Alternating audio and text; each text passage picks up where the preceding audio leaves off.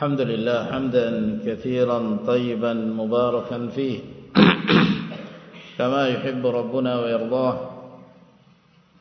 وأشهد أن لا إله إلا الله وحده لا شريك له وأشهد أن محمدا عبده ورسوله صلوات ربي وسلامه عليه وعلى آله وصحبه وسلم تسليما كثيرا أما بعد.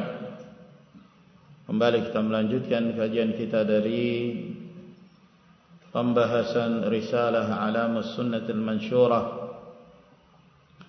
karya Al-Allamah Hafiz Al-Hakami rahimahullah, dan melanjutkan kembali soal jawab yang masih berkaitan tentang al-imanu bil malaikah, beriman kepada malaikat Allah Subhanahu wa taala. Sekarang kita masuk ke soal jawab yang ke-76. As-su'alu udhkur ba'dha anwa'ihim. Sebutkan sebagian jenis-jenis mereka, yaitu jenis-jenis para malaikat, macam-macam para malaikat. Bi'tibari ma hayya'ahumullahu lahu, apabila ditinjau dari apa yang Allah Subhanahu wa taala telah mempersiapkan mereka untuk melakukannya.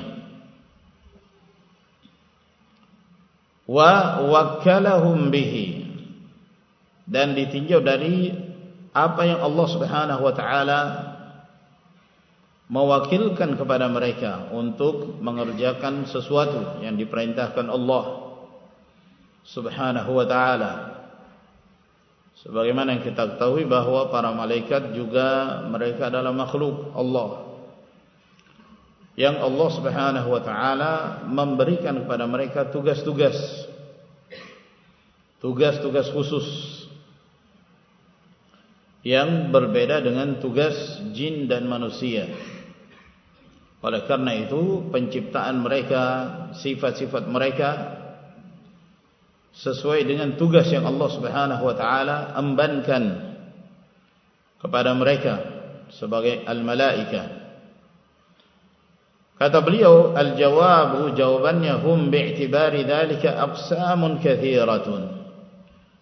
Mereka para malaikat apabila ditinjau dari tugas-tugas mereka, apa yang Allah Subhanahu wa taala perintahkan kepada mereka untuk melakukannya, itu bermacam-macam keadaan mereka.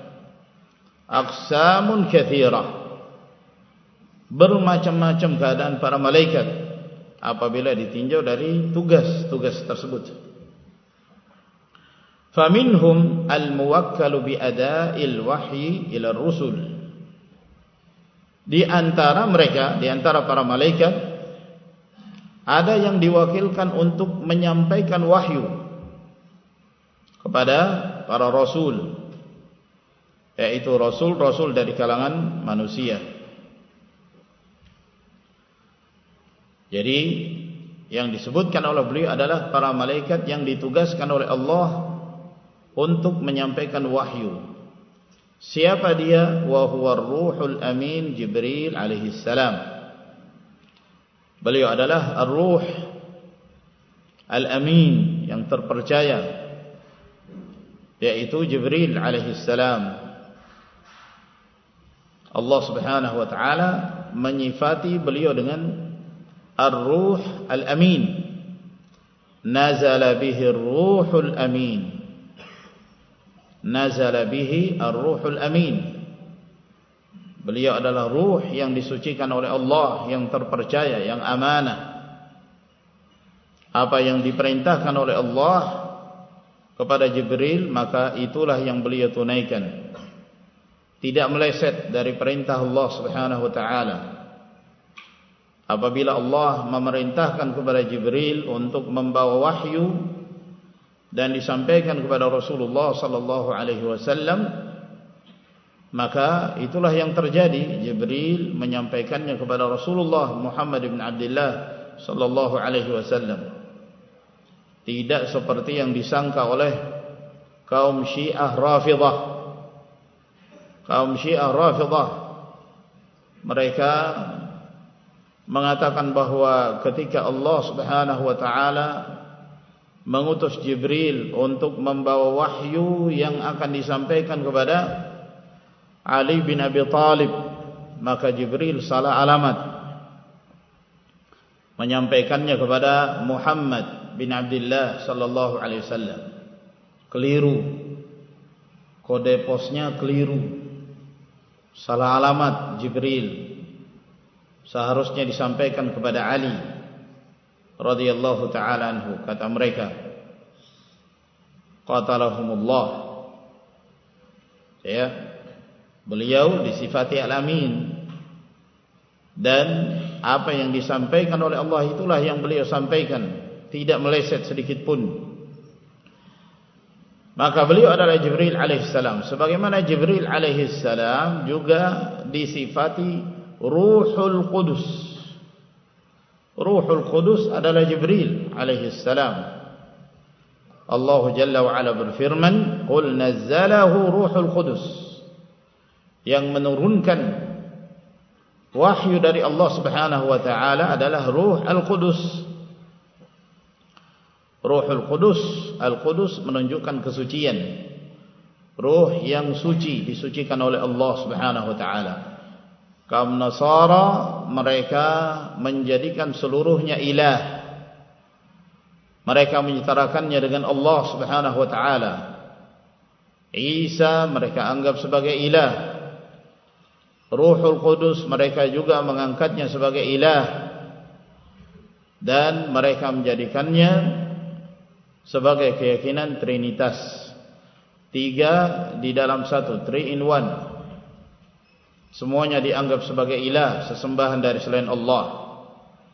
Ini yang menyebabkan mereka kafir, mereka menyekutukan Allah Subhanahu wa ta'ala.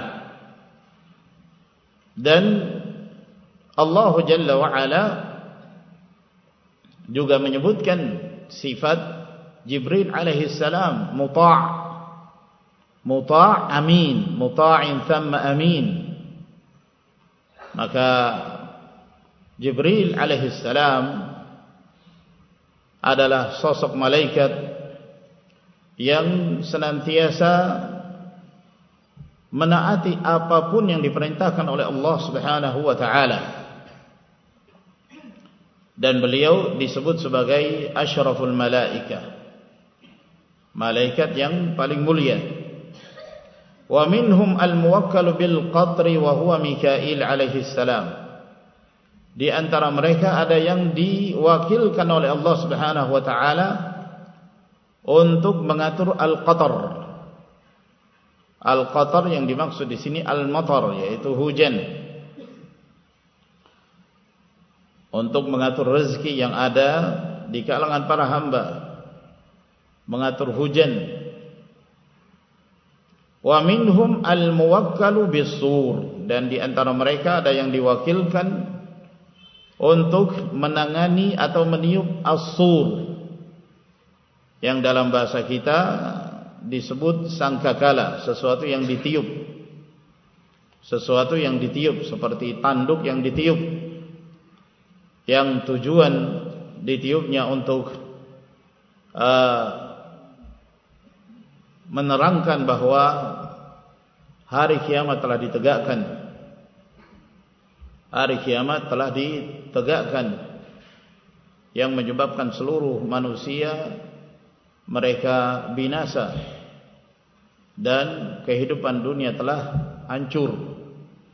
Lalu kemudian beliau diperintahkan untuk meniup kembali as-sur yang menyebabkan bangkitnya seluruh makhluk Allah Subhanahu wa taala, wa huwa Israfil alaihi salam.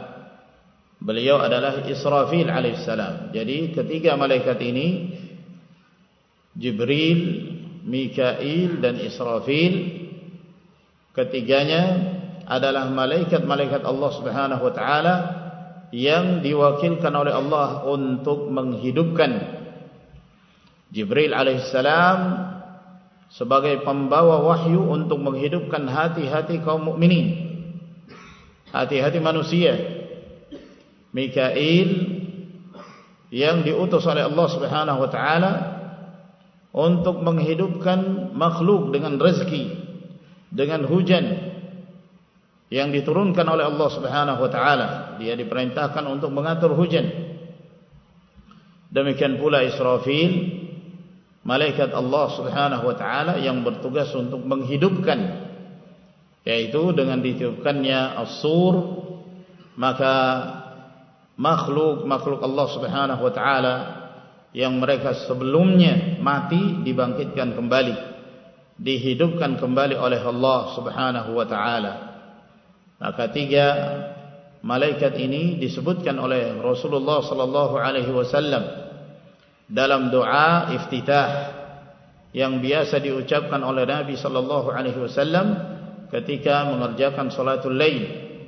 Allahumma rabb Jibril wa Mikail wa Israfil fatiras samawati wal ard alimal ghaibi wasyahadah anta tahkumu baina ibadika fima kanu fihi yakhtalifun ihdini lima ikhtalafa fihi minal haqqi bi'idhnik innaka tahdi man tasha' ila siratin mustaqim.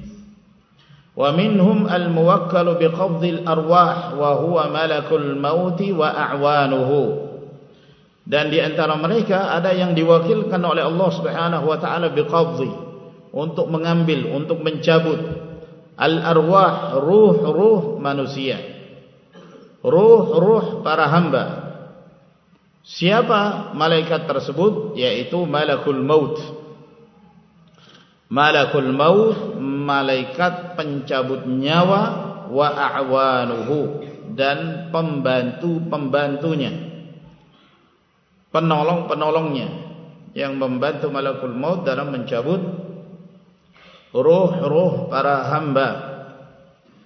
Ini menunjukkan bahwa malakul maut tidak sendirian, tapi ada a'wan, ada penolong-penolongnya, ada yang membantunya dalam qabdul arwah, dalam mencabut ruh-ruh para hamba apabila telah ditetapkan oleh Allah Subhanahu wa taala ajalnya.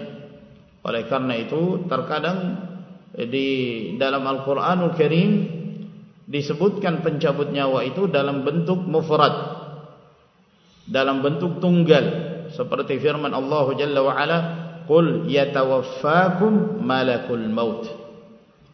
Katakan bahwa yang mewafatkan kalian adalah malakul mauti.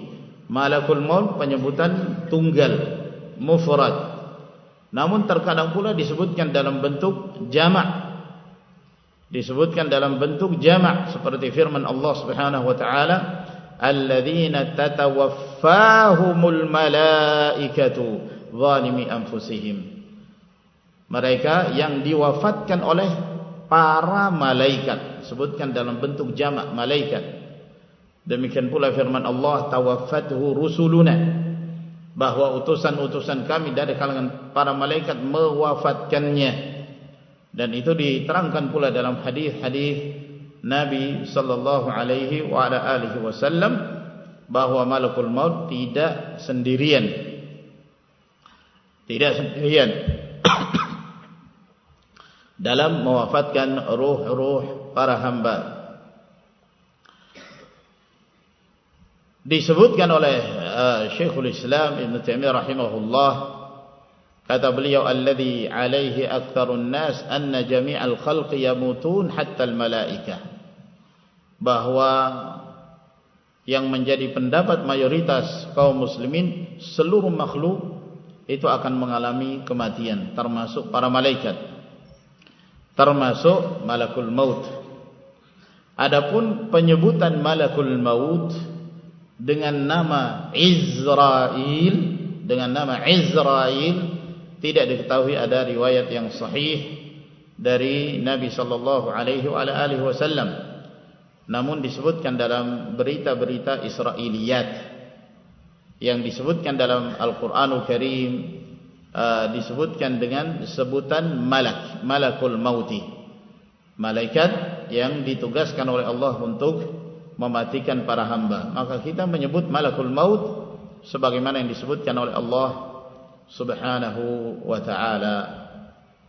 Baik, sampai di sini ikhwan, kita lanjutkan pada pertemuan yang berikutnya. Wa akhiru da'wana alhamdulillahi rabbil alamin. Wa sallallahu ala nabiyyina Muhammad wa ala alihi wa sahbihi wa sallama tasliman katsira. Tafaddalu hafizakumullah.